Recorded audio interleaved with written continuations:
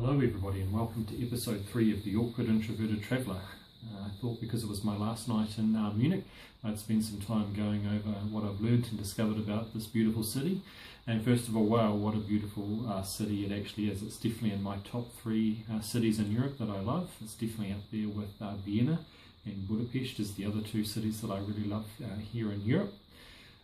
It's beautiful, it's sunny, it's spacious, it's green, it's got a lot happening, there's a lot going on. So yeah, it's a really beautiful city. And I've absolutely loved the 3 days that I've been able to spend here. Some of the things I've noticed, I've definitely noticed that the Bavarian people, the Munich people, they mix quite freely with the tourists. I've definitely noticed over this weekend that there's been a lot going on in the square in Marienplatz, and it's been a real mixture of tourists and local Munich people going about their business. So that's been really cool to see. And they absolutely do wear lederhosen. It's not just for the tourists, it's not just for the cameras, it's not just as part of their tourist promotion thing. They actually do wear lederhosen. Evidently it's for special occasions. So this weekend there's obviously been a lot of special things going on. Apparently it's their birthday. Couple of 100 years of being in Munich, so that's pretty cool to see. So there's been lots of lederhosen about and lots of celebrations and festivities as well. The other thing I notice clearly, there's a lot of money here in Munich. Evidently Bavaria is one of the wealthiest, or is the wealthiest state in Germany, and you definitely notice there's a lot of money about.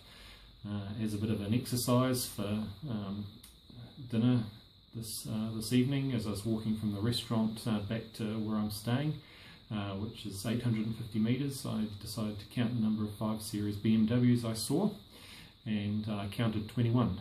So there's definitely a lot of money sloshing about. Every man and his dog seems to own a BMW 5 Series, and I haven't seen that many BMWs since I was prize giving at the private girls' school I used to live next door to down in Maryvale in Christchurch.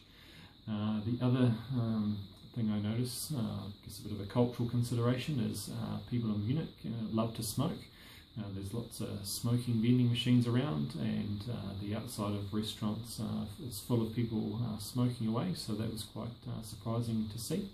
However, thankfully inside it's non-smoking, so that was a relief for my lungs.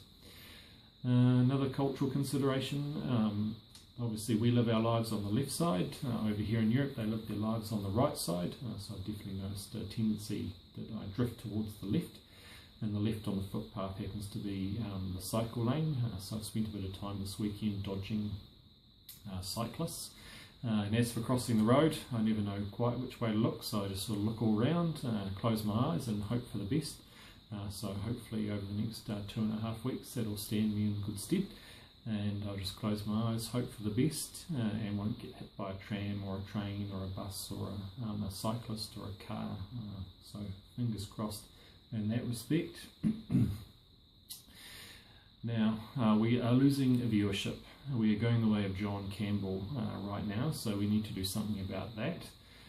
So hopefully maybe next place I stay there might be some cute kittens or cute babies that I can rope into my video blog to help boost viewership, to get it back up to where I know it belongs, because right now we are plummeting, so that's not what we want to see. So hopefully we can get some cute kittens to do some things, or some babies to do something cute and funny, to boost my ratings, so that would be helpful.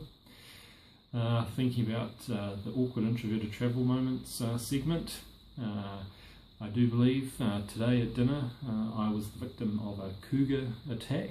Yeah, a cougar attack. I was set upon by 3 older German women who came over and joined me for dinner, which was actually very kind of them. However, they started plying me with alcohol, some sort of schnapps shots. Very bitter though, tasted of aniseed, I think they said. So that was kind of interesting. That was a bit of fun. So shout out to Andrea, Nicola and Hogdalena. That was their names. So they were travelling as well. So that was kind of fun. What else has been happening?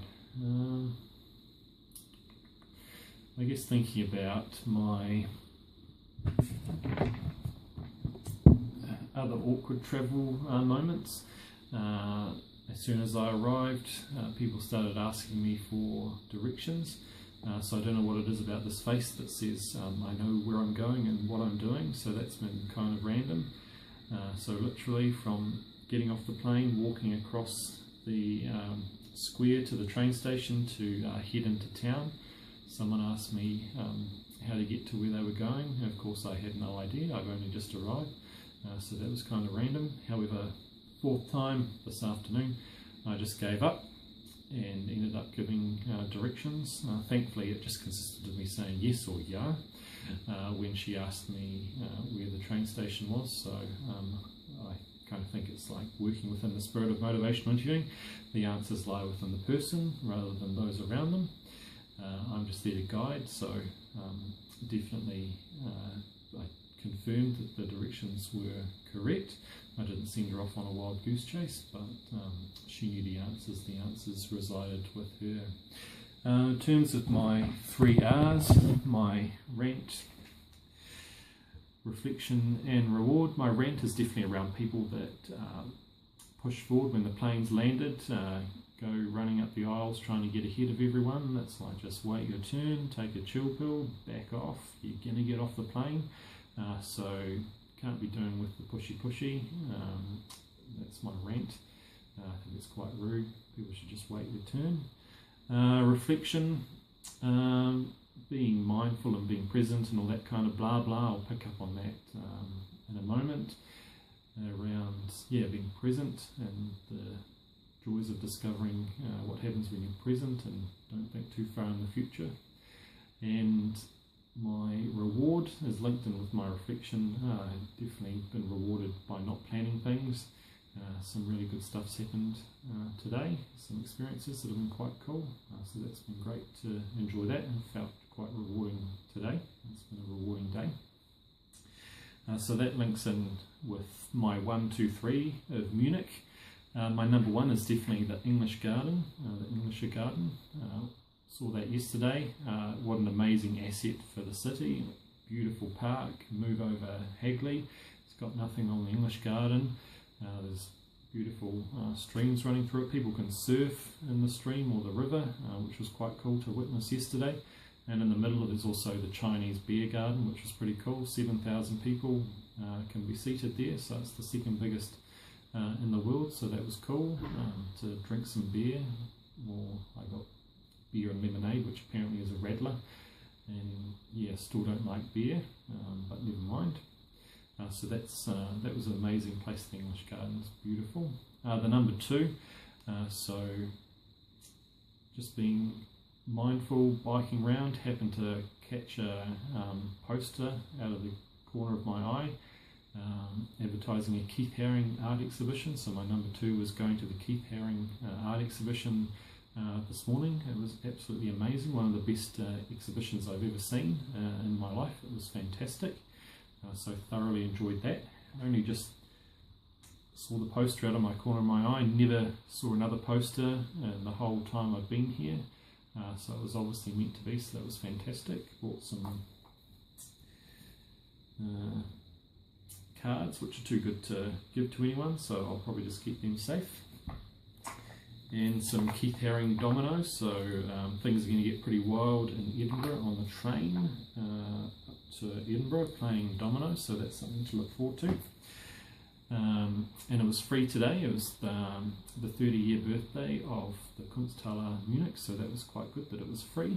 So I saved €16 and spent €70 on these.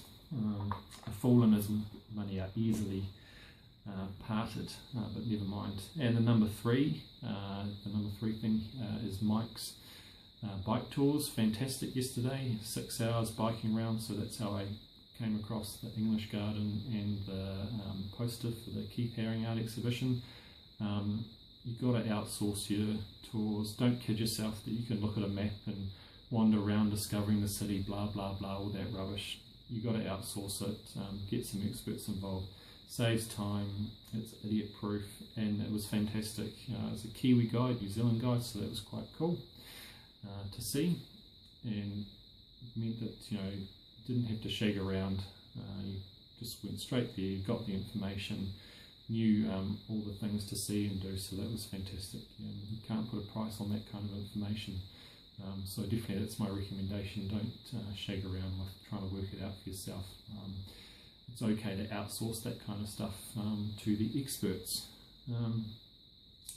In terms of the highs and lows, the high has definitely been Munich itself. As I say, it's a beautiful city, there's a lot going on, and it's quite cool that there's more to Munich than Oktoberfest. You know?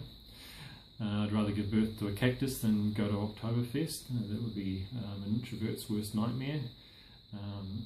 There's so much more to Munich than Oktoberfest, which by all accounts is an amazing 16 days in the city, but there's so much more to it than just the Oktoberfest, so that's been cool to discover and enjoy. So I definitely promote Munich at other times of the year as well. The low has definitely been the jet lag. I've probably lost about 24 hours to jet lag over the last 3 days, so haven't really had the energy. Just come home at around 5 o'clock last night and slept till 5 a.m. the next day. Unfortunately, you can't really do much at 5 a.m. on a Sunday in Germany when everything's closed, so definitely lost some time there to jet lag, which has been a great shame, so probably missed out on a little bit there as well. Aside from that, it's a beautiful city. Next stop Dachau and Nuremberg tomorrow, so looking forward to that. But more of a somber day when you think about Dachau and the concentration camp, and a bit of a travel day as well up to Nuremberg, so that will be good. So the next episode will be coming to you live from Nuremberg. Until then, macht's gut, take care, and tschüss.